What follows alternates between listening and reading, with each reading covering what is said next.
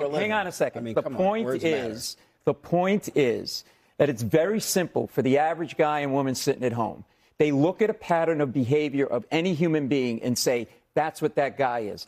Trump has gone from 30% to 13.5% black voter support in the last year. Do you know why he's doing the slavery thing in Philadelphia? One more second. I don't need to be lectured on I'm not lecturing, politics. but I should be able. The fact that you're an African American doesn't mean that I can't make this point. That's not fair. You're trying to manipulate the conversation. I'm not going to let you do that. Who said anything so what about I'm my saying race is, when he does all of these things. You see that right there? That's not just a panel disagreement. That's panic. That's what it looks like when even Republican voices start realizing that this strategy, this constant culture war, this constant look at my black friend defense isn't landing the way they think it is. And the wild part, nobody on that stage can fully defend it without stepping on the landmine. They're tripping over themselves trying to explain why removing slavery exhibits during Black History Month isn't divisive. Really? In an election cycle with midterms coming, you can feel the discomfort. You can feel the calculation. And today, we're going to break down exactly why this moment hit so hard and why it's becoming a serious political liability. About Nicki Minaj. Do we love Nicki Minaj? Right? I love Nicki Minaj. She was here a couple of weeks ago. She's so beautiful.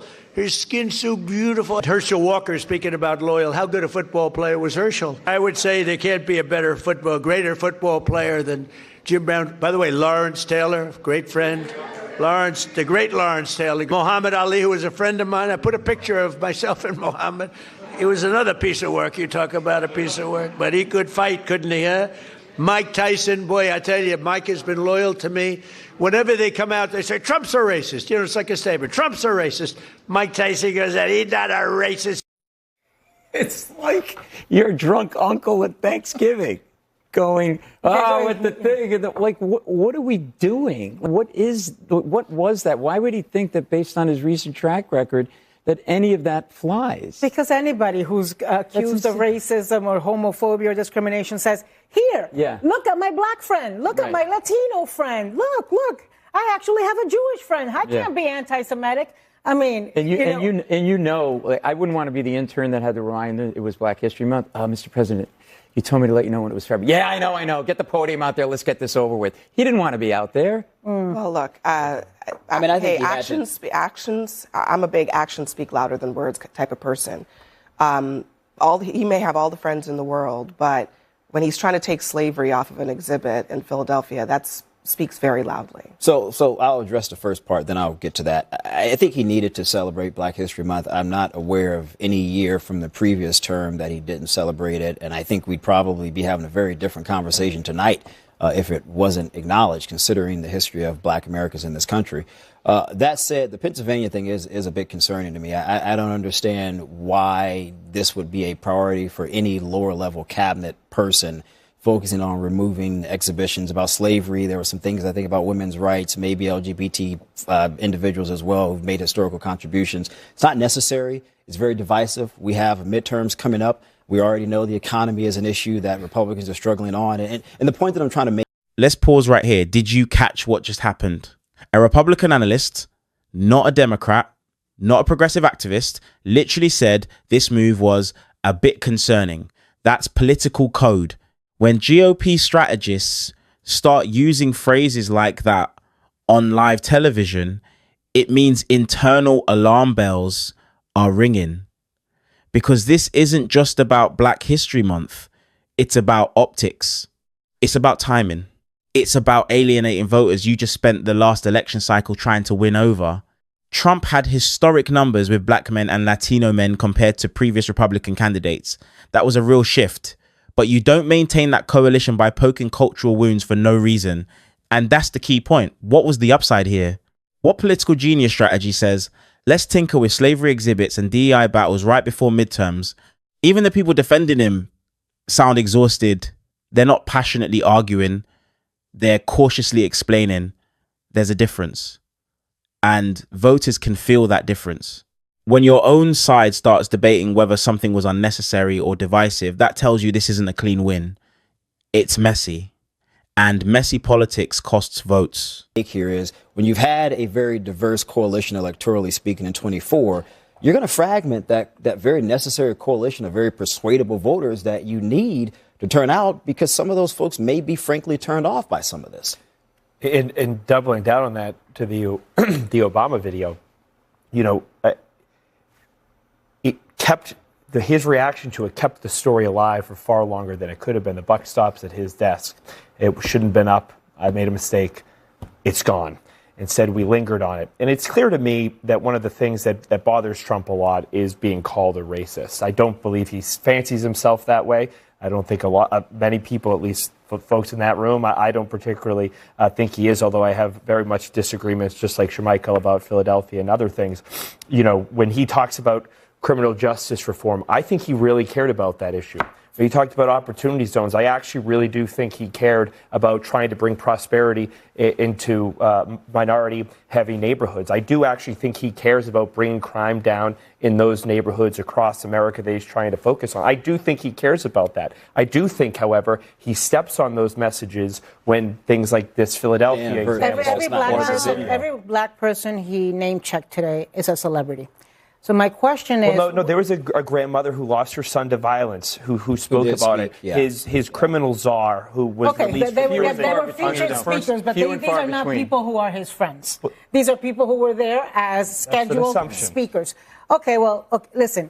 It's not that people say that Trump is a racist, it's that the housing department in the 1970s said he and his father were racist. It's that the Central Park Five, for whom he demanded the death penalty and has never apologized, think he's a racist. It's just that this week he used the death of Jesse Jackson to attack Barack Obama. In the statement he put out on Truth Social, Barack Obama, who lives rent-free in his head. He has got a long track record. It's calling the countries that people like I come from shithole countries. It's saying that Haitians eat cats and dogs. I mean, we could sit here all night and trace back all of the racist things he has said and done through his lifetime, not just his presidency. Well, and it's not just him. It's also Stephen Miller, and it's all of the people surrounding him. And one of the first acts that they did was make sure that they have a problem. They want everyone to know they have a problem with diversity.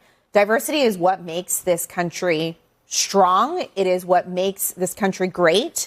And the entire Republican Party wants to completely erase diversity. That's not I mean, true. How many times? The entire Republican Party, that's half of the country? I will say it goes out, or at least the core. That's a logical fallacy. At least that's the what we core call of the a logical Republican fallacy. At least the core of the Republican Party has been against DEI. Do you not acknowledge that this anti-diversity, anti-DEI thing has been a core tenet of the second Trump administration? That's not my issue. She said the entire Republican Party.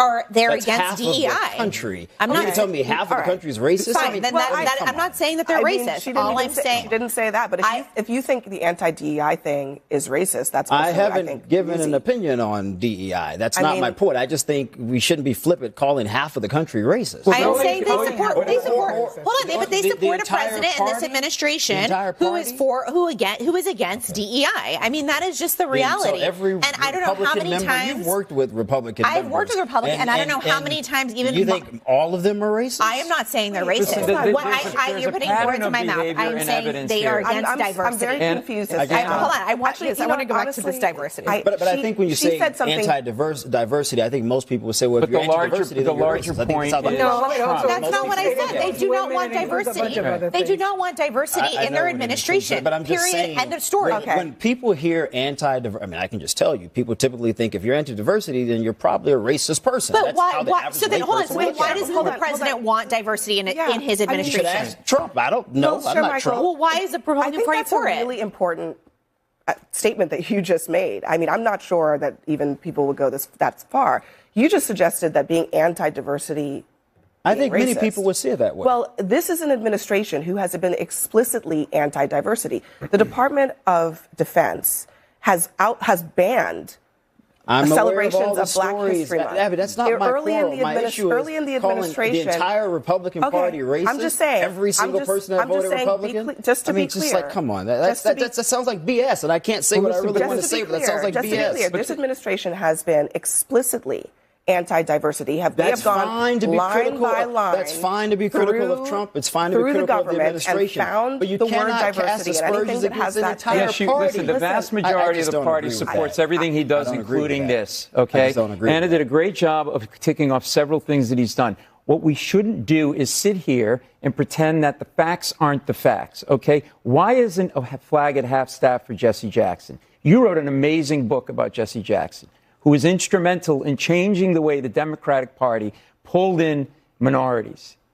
And there's not a flag for this guy. So with all due respect, if you want to mince words about, was it all the Republicans, half the Republicans, three-quarters of the Republicans? Hang on a second.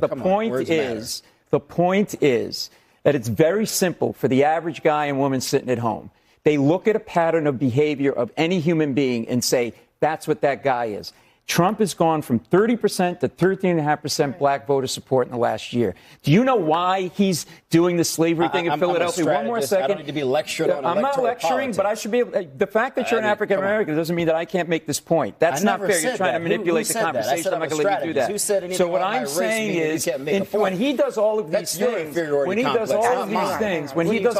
things, just to wrap this up, when he does all of these things and people see it, he doesn't care in the second term because he doesn't need the black vote anymore because he's not running again. If he loses that black male vote, that Latino male vote. Well, Anna's right about that. He had historical numbers that I couldn't understand, but he did. He had historical numbers with black, because a lot of it is because these men who gave him a pass on a lot of things and thought he's going to be great for the economy cannot now overlook the racism they are seeing in front of their eyes. The Latino men who voted for him cannot overlook the fact of the racial profiling and the dragging of people that sound like them and look like them through the streets, and of the shooting of U.S. citizens who are Latino just because they happen to look like I do and Sochi does. Sure. But I think also there's some economic issues. My point here is simply this.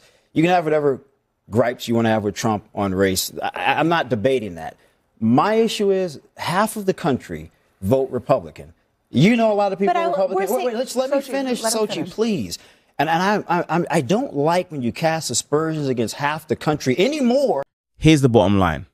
Politics is about addition, not subtraction. You build coalitions, you expand your tent, you don't shrink it for the sake of culture war applause lines. And what we just watched is a party wrestling with that reality in real time. This isn't Democrats attacking Trump. This is Republicans debating how far is too far. When analysts on your own side start saying things like this is divisive or this may fragment the coalition, that's not random commentary. That's strategy talk. That's electoral math. And the math is simple. If you gain ground with black and Latino men in one cycle, why risk bleeding that support over symbolic fights that don't improve the economy, don't lower prices, and don't increase wages? And here's the part nobody wants to say out loud. Voters are not stupid. People can disagree about DEI policy. They can debate curriculum. But when you stack controversy on top of controversy on top of controversy, eventually it stops looking strategic and starts looking obsessive. And when it looks obsessive, independents drift away. The other major problem? Optics during Black History Month. You can't name drop celebrities as proof of racial harmony and then act confused when critics point to patterns. That defense, I have famous black friends, doesn't neutralize long-standing criticisms. It amplifies them. And the panel knew it. That's why their energy shifted from confident defense to cautious distancing. This isn't about calling half the country racist. It's about political consequences. If support numbers drop, they drop for a reason. If swing voters feel uncomfortable, they move. And if midterms tighten because of avoidable culture fights, that's not media bias. That's strategy, failure. So the real question isn't whether Trump believes he's racist. The real question is whether these moves are smart politics. And judging by that panel reaction, even his own side isn't fully convinced. And let me say one more thing. When you start hearing phrases like, he doesn't need the black vote anymore, that's dangerous territory. Because whether that's true or not, perception becomes reality in politics. If voters start believing they were only useful for one election cycle, that resentment builds fast. And resentment doesn't just disappear, it shows up at the ballot box. You cannot message unity while fueling division debates every other week. You cannot grow a coalition while testing its patience. And that's what makes this moment different. This wasn't a clean media hit. This wasn't a partisan smear. This was messy, uncomfortable, unscripted clash that exposed real fractures. And when fractures start showing publicly, campaigns start worrying privately. That's the real story here. What do you think? Is this smart political strategy or an unnecessary risk heading into critical elections? Drop your thoughts in the comments. Let's talk about it.